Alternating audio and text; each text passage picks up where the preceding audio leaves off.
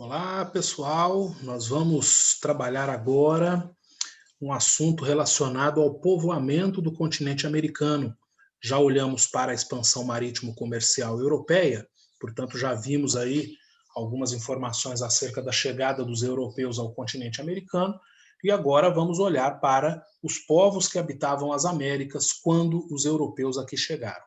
Para isso, eu quero fazer compartilhamento de tela, justamente para que seja possível recorrermos aos nossos slides que vão servir como orientadores aqui do nosso caminhar em torno do assunto povoamento da América e comunidades ameríndias. Muito bem, vamos começar com alguns aspectos gerais que vão nos dar uma visão panorâmica acerca do que foram essas comunidades ameríndias, né, o que eram as comunidades ameríndias que habitavam a América quando os portugueses aqui chegaram. Pois bem, ano 1492, descobrimento da América, Cristóvão Colombo, navegando a serviço da coroa espanhola, colocando em prática o ciclo ocidental de navegação, que tinha como finalidade alcançar o Oriente navegando em direção ao Ocidente, ou seja, tinha como objetivo fazer a circunnavegação do globo. Nós temos, a partir dali, a entrada do continente americano no contexto histórico mundial. 1494, temos a assinatura do Tratado de Tordesilhas, definindo o que era porção colonial portuguesa e o que era porção colonial espanhola em solo americano. Então, nós temos aí a divisão do Novo Mundo, embora ainda não se tivesse uma certeza acerca do que era este Novo Mundo. Pensava-se que poderia ser regiões das Índias, mas pensava-se também que poderia ser uma região até então desconhecida, como de fato o era. E Portugal e Espanha tomam posse sobre este novo mundo, né, por intermédio do Tratado de Tordesilhas. Quando entramos no século XVI, temos a implantação do sistema de colonização. Portanto, a partir dali, apoiada na lógica do mercantilismo, a colonização portuguesa e espanhola foram garantindo a gradativa identificação dos povos pré-colombianos, os povos que já habitavam a América antes da chegada de Colombo, antes da chegada dos europeus. Se nós tínhamos aqui povos habitando o continente americano, é importante e necessário que lancemos o nosso olhar sobre as teorias de povoamento da América. Algumas hipóteses acerca das possíveis formas de chegada e povoamento humano sobre o continente americano. Nós temos a teoria malaio-polinésia, australiana, teoria autóctone, teoria esquimó e a teoria asiática.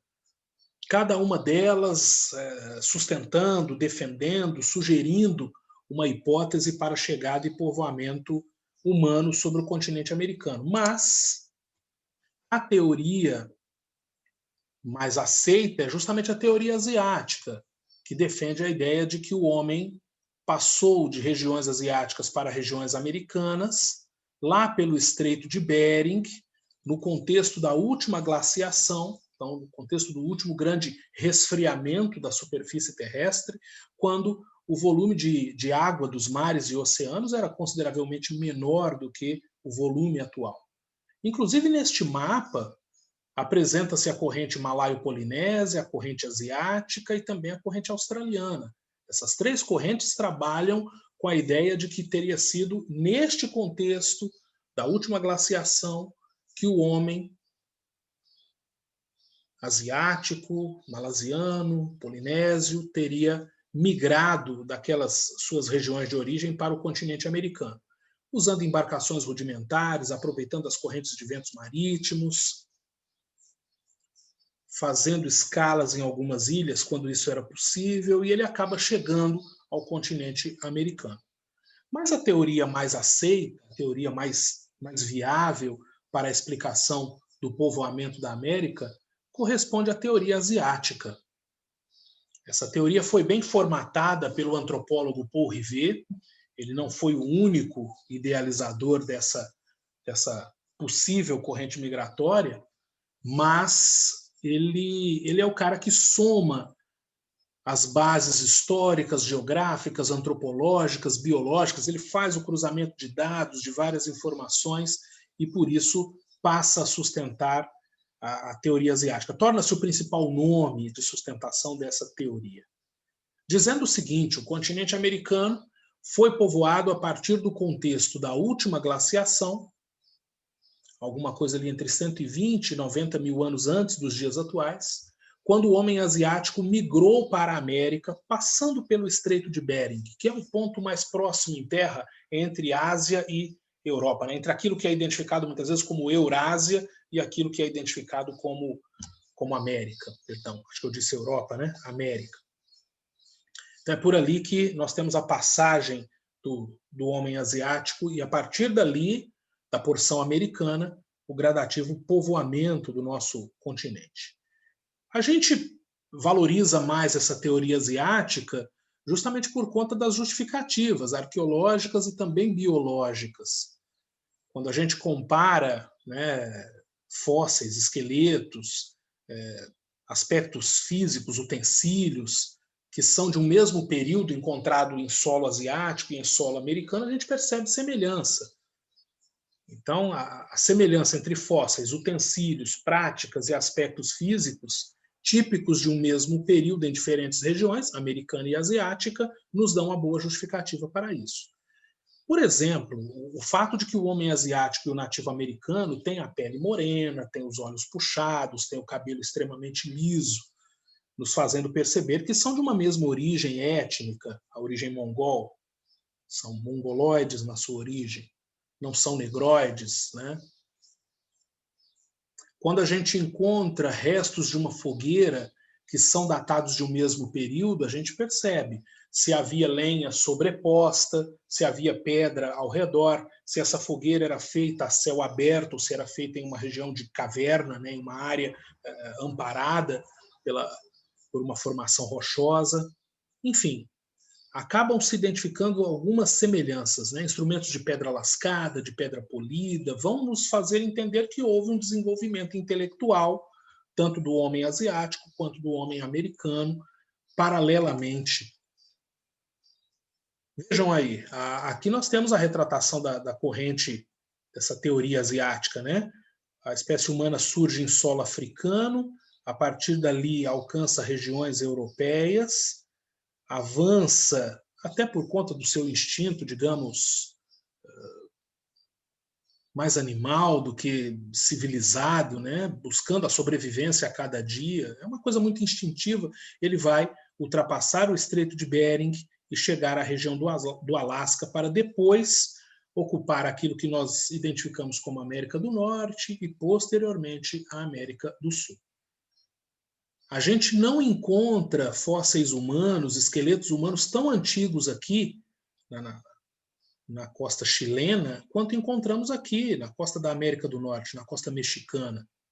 O que nos faz acreditar que a espécie humana chegou primeiro nesta região, porque os esqueletos ali são bem mais antigos do que aqueles encontrados em porções da América do Sul.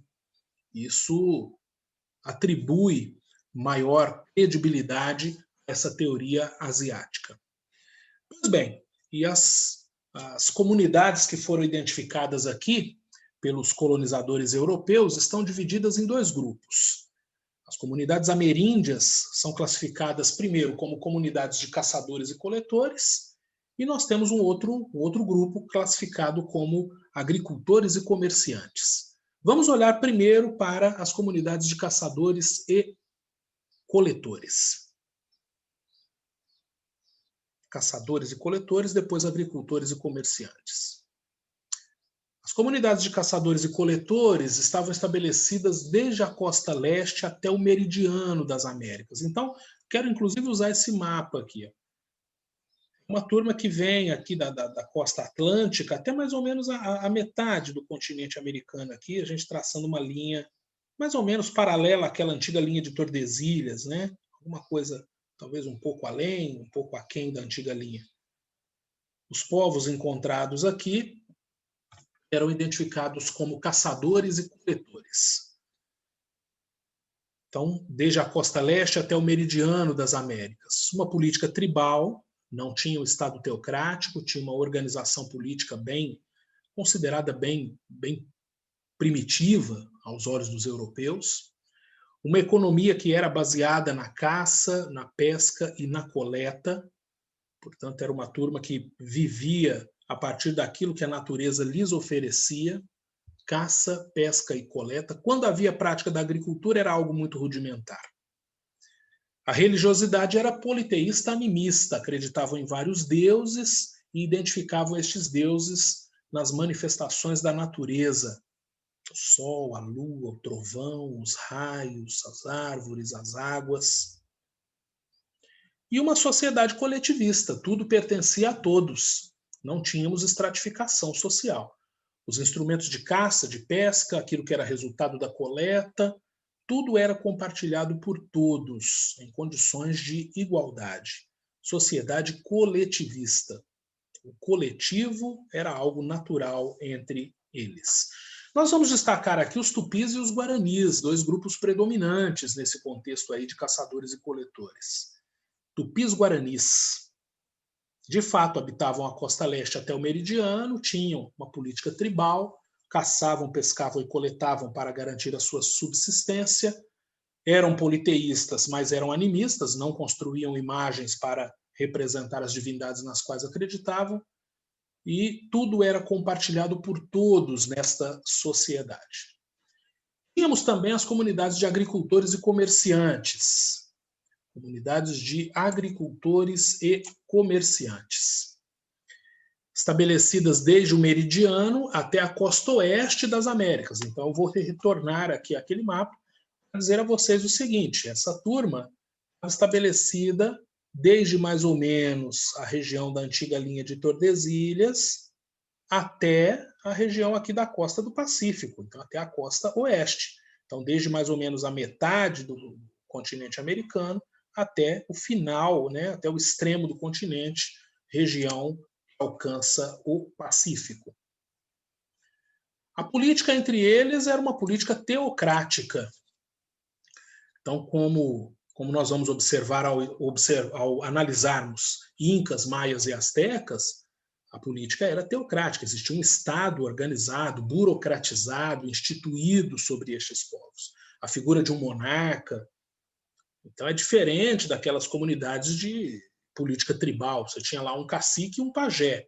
O cacique para a tomada de decisões políticas e o pajé uma orientação religiosa. Aqui nós temos o monarca, temos o sacerdote, aqui você tem liderança do exército, aqui você tem um grupo destinado a coordenar a agricultura, comércio, é outra realidade. Inclusive, a economia era baseada na agricultura e no comércio. Uma agricultura bem diversificada, com técnicas até bem avançadas, quando comparadas àquilo que eram as técnicas europeias. Milho, feijão, batata doce, algodão, cacau, tudo isso era cultivado entre as comunidades de agricultores e comerciantes. A religiosidade era também politeísta, porém era totêmica, era natural a construção de ídolos, a fabricação de imagens que representavam os deuses nos quais acreditavam.